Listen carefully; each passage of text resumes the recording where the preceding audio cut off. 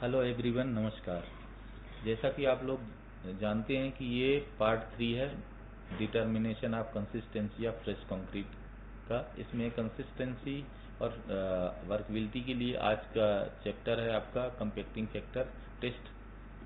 तो इसमें compacting factor test आप प्रायः ये स्लम कोन टेस्ट से ज़्यादा परफेक्ट टेस्ट होता है और प्रायः इस टेस्ट का उपयोग आप वेरी लो वर्कबिलिटी वाले कंक्रीट के लिए किया जाता है और ऐसा कंक्रीट जिसका नॉमिनल साइज 40 mm से ज़्यादा ना हो।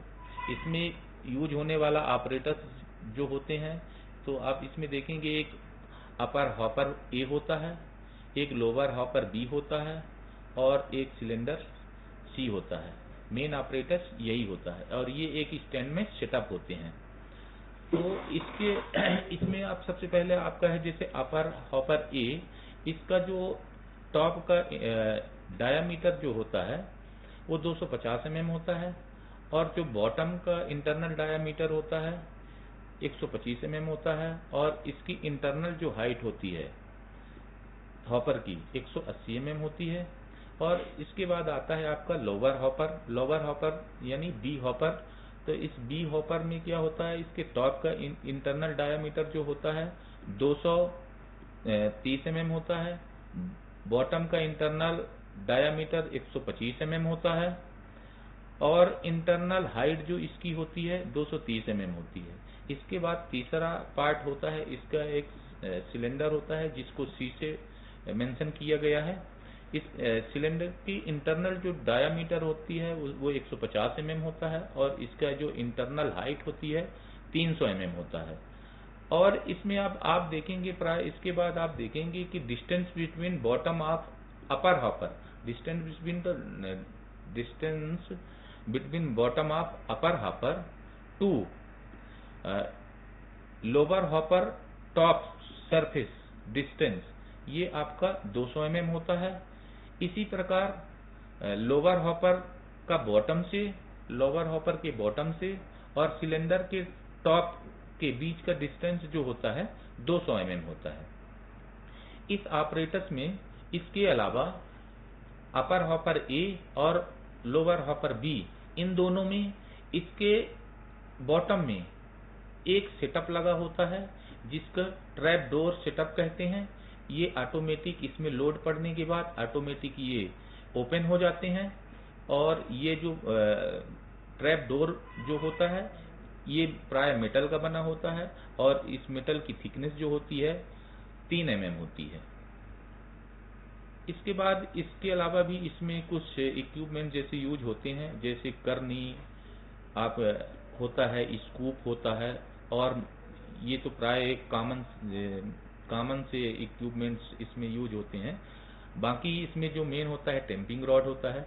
तो आप टेम्पिंग रॉड में कंफ्यूज मत होइएगा। जैसे आप स्लम कोन टेस्ट में जो यूज होता है टेम्पिंग रॉड और जो आपका बीवी टेस्ट में जो आप देखे थे जो टेम्पिंग रॉड यूज होता है, सेम वही टेम्पिंग रॉड यहाँ भी यूज होता है जिसका डाया एक 16 mm प्लस माइनस 1 mm और इसकी जो लेंथ होती है 600 mm प्लस माइनस 5 mm।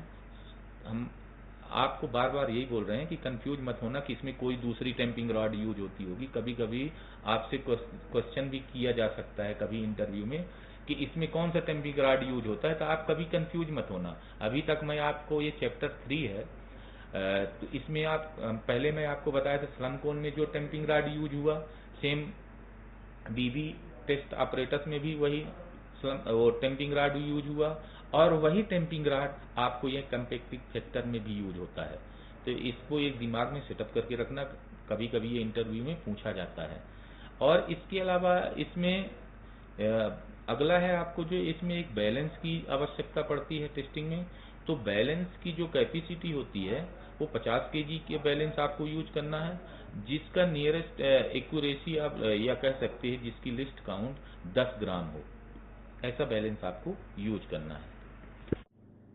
अब प्रोसीजर, इसका टेस्टिंग का जो प्रोसीजर होता है कंपैक्टिंग फैक्टर का, तो इसका इक्विपमेंट में आप देख रहे होंगे इसके यहाँ फिगर में कि एक हॉपर का हॉपर है जो ए है, उसके बीच में आप देख रहे हैं वो बी हॉपर है जो लोअर हॉपर कहलाता है और सबसे नीचे आप देख रहे हैं सिलेंडर सी है।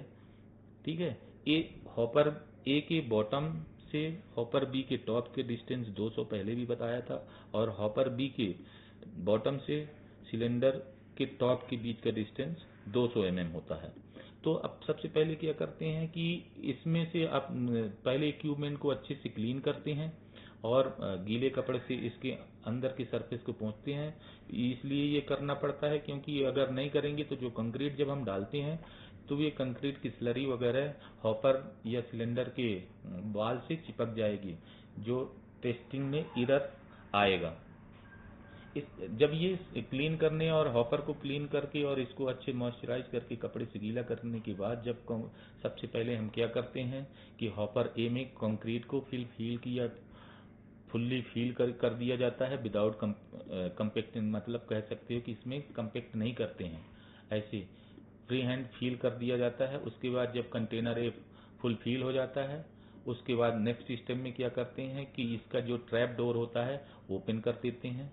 तो इससे 200 mm की डिस्टेंस से हॉपर बी के टॉप की जो बीच की डिस्टेंस होता है 200 mm फ्री फ्लो कंक्रीट गिरता है हॉपर बी में, और जब हॉपर बी फुल फिल हो जाता है तो हॉपर बी का ट्रैप डोर फिर ओपन कर देते हैं।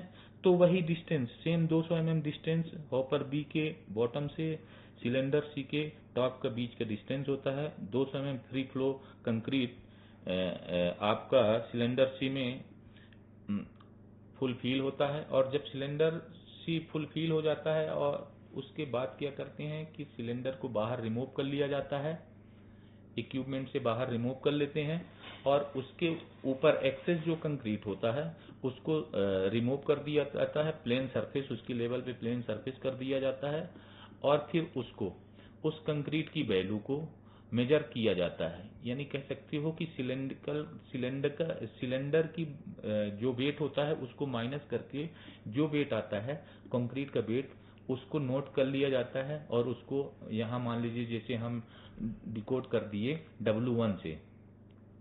इसके बाद क्या होता है कि फिर हम सिलेंडर को रिमूव करते हैं, क्लीन करते हैं अच्छे से, और एक नया जो हम जिस मिक्स का हम चेक कर रहे थे अभी ये प्रोसीजर में लिए थे, उसी मिक्स का जो बचा हुआ हिस्सा या मिक्स जो होता है उसको पुनः हम लेते हैं और उसको सिलेंडर जो अपना 150 और 300 हाइट का जो सिलेंडर होता है उसको 5 लेयर में फुल फिल करते हैं। अगर हम टेम्पिंग राड से करते हैं 16 mm डाया की टेम्पिंग राड और 600 mm डाया हाई लेंथ की टेम्पिंग राड से अगर हम कंपेक्ट करते हैं 5 लेयर में, तो हम जानते हैं कि जो सिलेंडर को जब कास्टिंग करते हैं तो हमको 30 बार टैंप करना पड़ता है।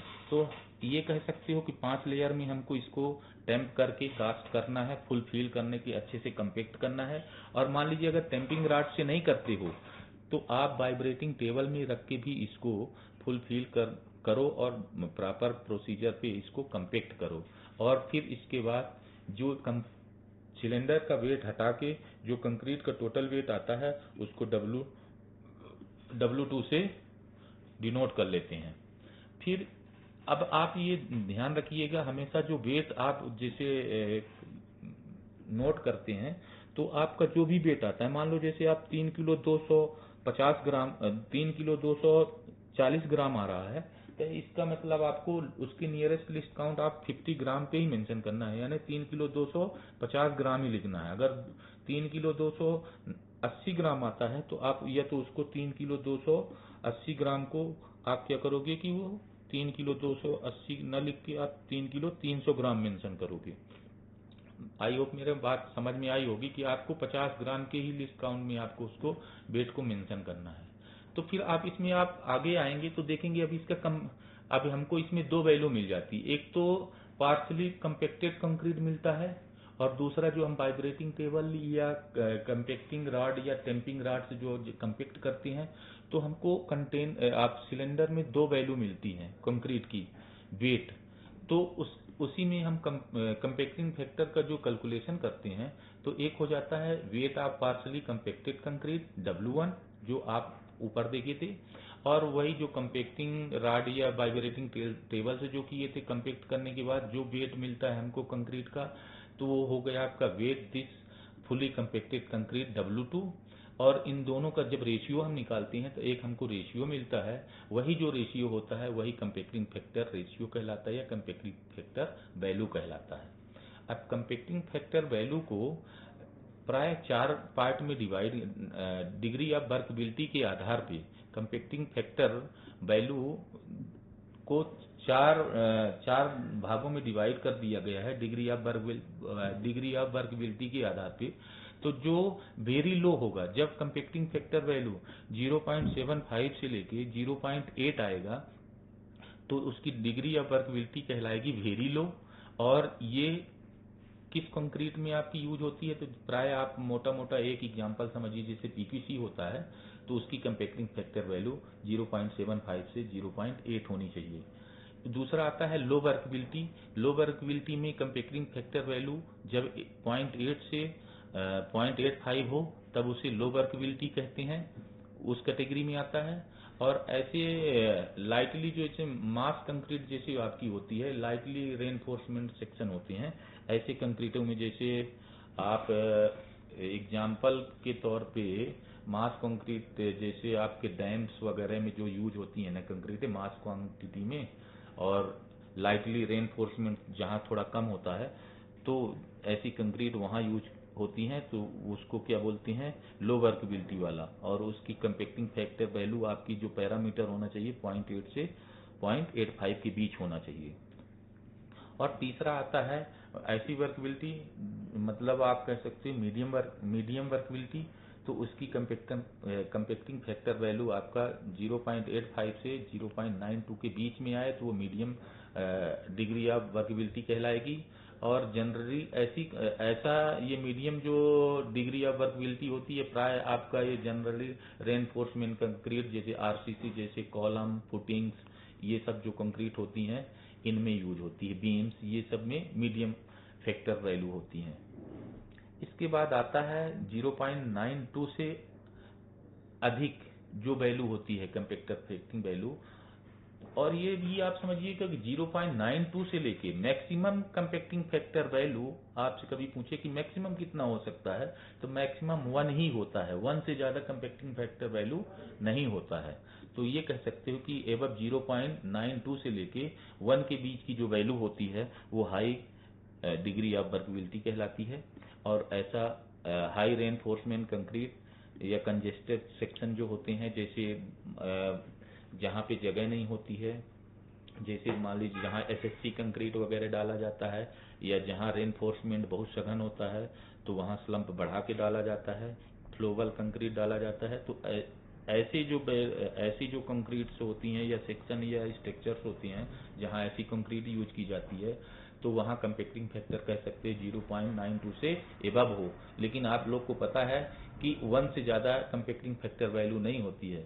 अब ये बोलेंगे कि 1 से ज़्यादा कंपैक्टिंग फैक्टर वैल्यू नहीं होती, तो आप ऊपर देखिए कैलकुलेशन में compacting factor value equal to होता है partially compacting concrete divided fully compacting concrete. अगर पार्शली कंपैक्टिंग वैल्यू और फुल्ली कंपैक्टिंग वैल्यू कंक्रीट का वेट दोनों का अगर सेम होगा तो दोनों का रेशियो एक ही होगा, तो इसीलिए कह सकते हैं कि कंपैक्टिंग फैक्टर वैल्यू 1 से ज़्यादा नहीं होती है।